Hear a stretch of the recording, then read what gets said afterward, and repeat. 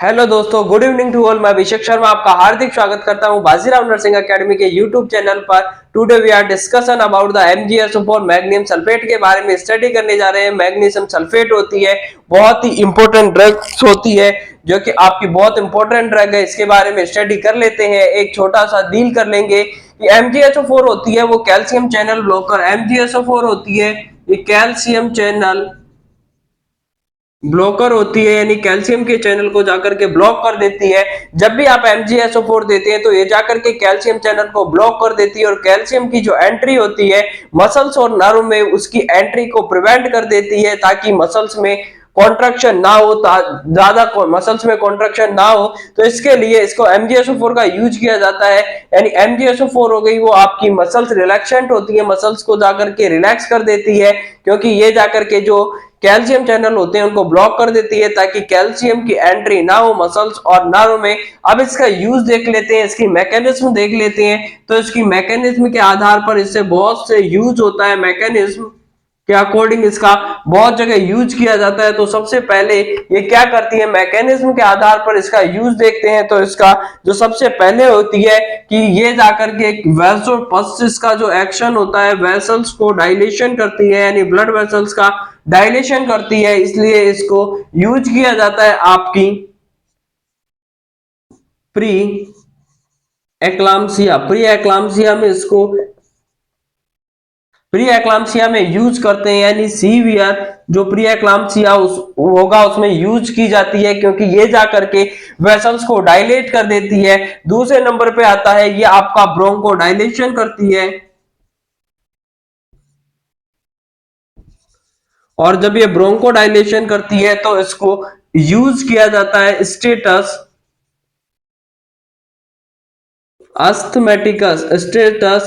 अस्थमैटिकस में इसका यूज किया जाएगा, क्योंकि ये जाकर के अस्थमैटिकस में स्टेटस अस्थमैटिकस में इसका यूज किया जाता है, क्योंकि ये जाकर के क्या करती है, ब्रोंकस को डायलेशन कर देगी, और जब ब्रोंकस डायलेशन हो जाएगा तो अस्थमा वाली कंडीशन को ये, यानी ब्रोंकस को डायलेट करके अस्थमा की कंडीशन को ट्रीट करने के काम में आती है। तीसरे नंबर पे होती है कि ये क्या करती है, आपका जो हार्ट रेट होती है, हार्ट रेट को कम करती है, यानी डिक्रीज हार्ट रेट, इसलिए इसको यूज किया जाता है आपके डिसरथमियास डिसरथमियाज में इसको डिसरथमिया में यूज किया जाता है, क्योंकि ये हार्ट रेट को कम कर देती है, इसलिए इसका यूज किया जाएगा। और यूज किया जाता है डिसरथमिया में, क्योंकि हार्ट रेट को कम करती है। डिसरथमिया में इसका यूज देखने को मिलेगा। यूट्रस को क्या करती है,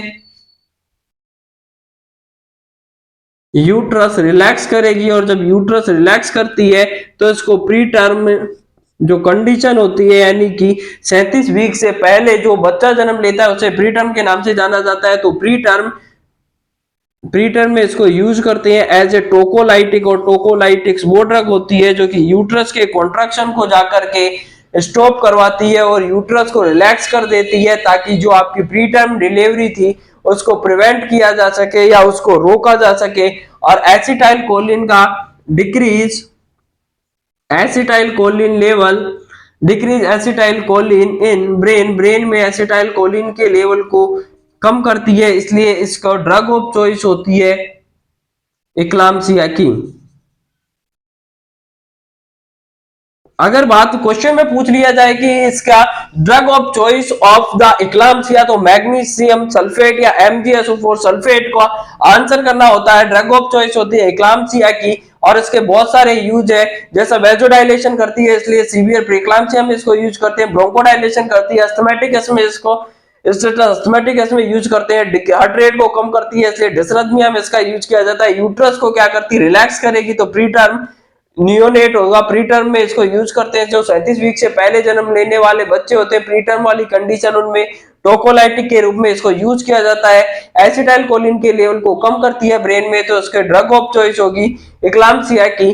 और इसका जो सबसे, अगर मान लीजिए टॉक्सिसिटी हो जाती है MgSO4 की, तो MgSO4 का एंटीडोट की बात करें तो कैल्शियम ग्लूकोनेट, यानी कि जो अगर टॉक्सिसिटी हो गई तो इसका जो एंटीडोट होगा, और एंटीडोट होगा वो कैल्शियम ग्लूकोनेट देना है, यानी कि ये कैल्शियम को क्या कर रही थी, इसकी एंट्री को प्रिवेंट कर रही थी, टॉक्सिसिटी होगी तो इसमें एंटीडोट के रूप में आपको कैल्शियम ग्लूकोनेट देना है 10/10/10 यानी 10 ml देना होता है, 10 मिनट में देंगे और 10 ml NS में इसको डाइल्यूट करना होता है, यानी 10-10-10 का इसमें फॉर्मूला यूज करना है। कैल्शियम ग्लूकोनेट 10 ml यूज करना है, 10 ml को डिसोल्व करना है 10 ml NS में और आपको 10 मिनट में इसको देना होता है। तो ये MgSO4 के कुछ फैक्ट है, इसके बारे में देख लेते हैं। इसका जो लेवल होता है, थेरापेटिक लेवल की बात करें तो MgSO4 का थेरापेटिक लेवल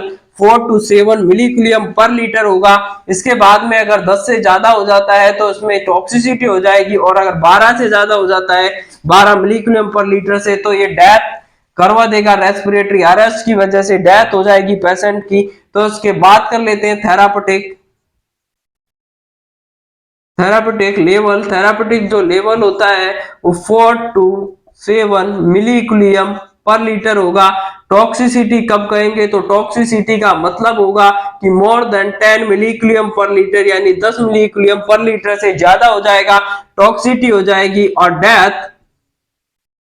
डेथ हो जाएगी। अगर 12 मिलीकुलियम पर लीटर से ज्यादा पहुंच गया ब्लड में तो उसका राम राम सत्य हो जाना है, यानी कि उसमें आस नहीं रहेगी, क्योंकि यहां पर उसका रेस्पिरेटरी अरेस्ट होने की वजह से वो भगवान को प्यारा हो जाएगा, क्योंकि यहाँ पर रेस्पिरेटरी अरेस्ट होगा। क्योंकि जब भी MgSO4 दोगे वो जाकर के क्या करेगा, आपकी अगर 12 से ज्यादा हो गया तो रेस्पिरेटरी मसल्स यानी कि जो आपका डायफ्राम है उसको जाकर के पैरालाइसिस कर देगा या उसको रिलैक्स कर देगा, और जब डायफ्राम रिलैक्स हो जाएगा तो इंस्पिरेशन एक्सपिरेशन वाला रेस्पिरेशन बंद हो जाएगा और उसकी वजह से डेथ देखने को मिलेगी। 4 to 7 मिलीकुलियम पर लीटर थेरापेटिक नॉर्मल लेवल होता है। टॉक्सिसिटी अगर 10 से ज्यादा होगा टॉक्सिसिटी हो जाएगी और डेथ हो जाएगी, 12 से ज्यादा हो जाता है तो। अब इसका जो भी अपन यूज करते हैं यानी कि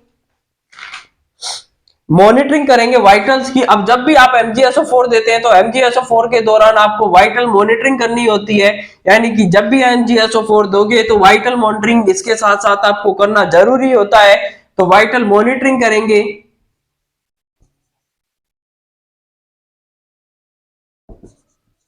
वाइटल मॉनिटरिंग नॉर्मल ये कब होगा और अगर आपको कब स्टॉप करना है।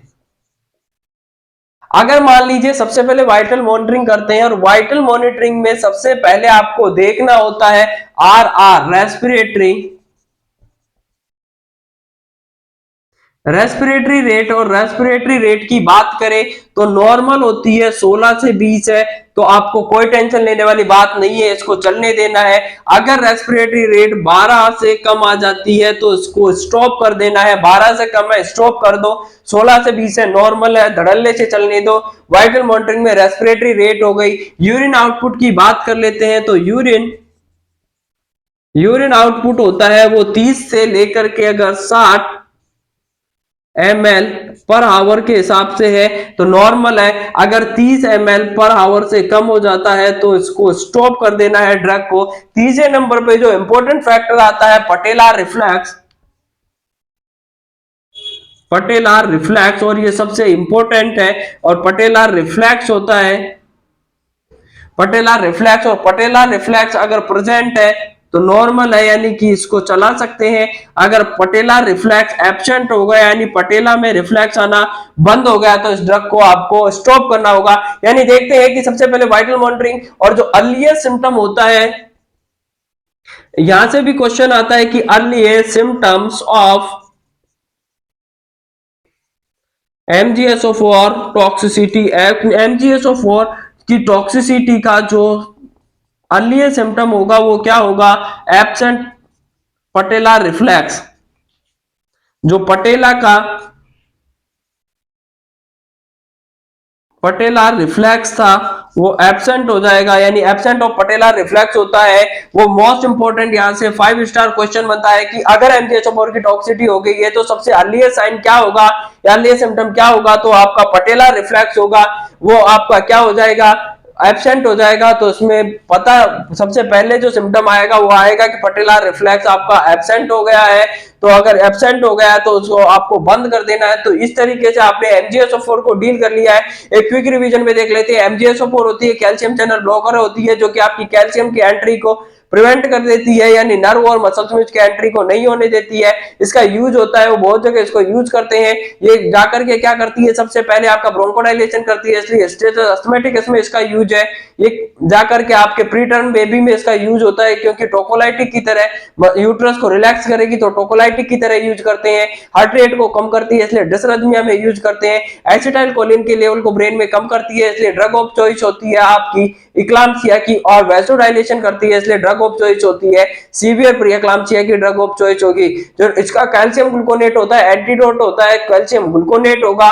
10 ml देंगे, 10 मिनट में देंगे और 10 ml डाइल्यूशन में देते हैं उसको, एंड 10 ml में डिजोल्व करके देंगे। उसके बाद में बात करते हैं थेरापेटिक लेवल 4 से 7 मिलीग्राम पर लीटर होगा। 10 से ज्यादा हो जाएगा तो टॉक्सिसिटी हो जाएगी, 12 से ज्यादा हो जाता है तो उसमें डेथ हो जाती है पर्सन की। अब इसके साथ वाइटल मॉनिटरिंग करते हैं।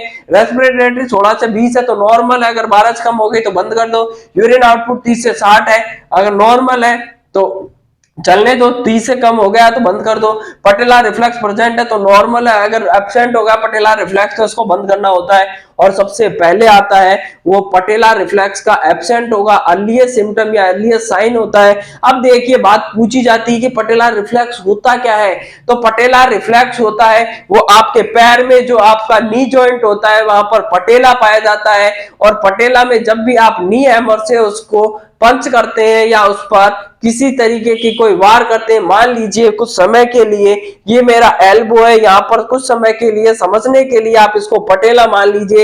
और जब भी मैं नी हैमर से अगर यहाँ पर जब भी आप चोट पहुंचाते हैं या यहाँ पर नी हैमर से पंच करेंगे तो जब भी आपका यहाँ पर रिफ्लेक्स आप जैसे मारते हैं यहाँ पे ऐसा लगता है जैसे कोई करंट आया हो, तो वैसा अगर फील हो रहा है तो नॉर्मल है, प्रेजेंट है, पटेला रिफ्लेक्स प्रेजेंट है। लेकिन आप मारे जा रहे हो, हथौड़े से मार लिया आपने, छोटे हथौड़े से मार लिया, हैमर से मार लिया, बड़ा वाला हथौड़ा, लोहार वाला हथौड़ा लाकर मारा है, पर्सन को कोई फिक्र नहीं है, कोई दर्द नहीं है। अगर पर्सन को दर्द का एहसास नहीं हो रहा है तो इसका मतलब है कि उसका पटेला रिफ्लेक्स एब्सेंट है, तो आपको तुरंत MgSO4 को बंद करना है। इसके अलावा कोई चारा नहीं है। तो आपको MgSO4 की टॉक्सिसिटी होते है तुरंत उसको सबसे पहले बंद करना होता है। और एक एग्जांपल, एक चीज और इसमें कि आपको जब भी आप MgSO4 देते हैं तो MgSO4 देने से पहले आपको RFT करवानी पड़ती है, क्योंकि ये रीनल से एक्सक्रिएट आउट होती है।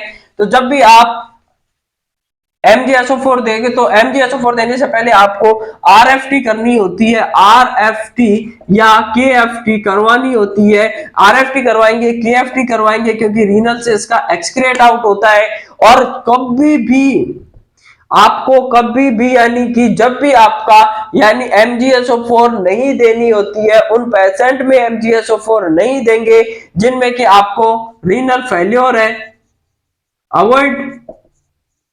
अवॉइड करना है।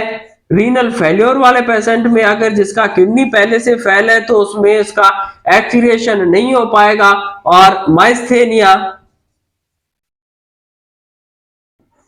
माइस्थेनिया ग्रेविस वाले पेशेंट में भी इसको अवॉइड करना है, क्योंकि माइस्थेनिया ग्रेविस में क्या होता है, एसिटाइलकोलिन का लेवल होता है वो पहले से ही कम हो जाता है। और अगर आपने MgSO4 दे दी तो ये भी जाकर के ब्रेन में एसिटाइलकोलिन के लेवल को कम कर देगी और उस पेशेंट की लंका लगाने के लिए बहुत है इतना ही कि वो जाकर के माइस्थेनिया ग्रेविस में और एसिटाइलकोलिन को कम कर देगी तो मरीज की लंका लग जाएगी। इसलिए आपको अवॉइड करना है जिनमें कि रीनल फेल्योर है और माइस्थेनिया ग्रेविस है, उन पेशेंट में इसको अवॉइड करना है। तो अगर वीडियो पसंद आए तो लाइक शेयर और सब्सक्राइब जरूर करें, बेल आइकन को प्रेस करें। मिलते हैं नए टॉपिक में नए वीडियो के साथ, तब तक के लिए जय हिंद, जय भारत, धन्यवाद।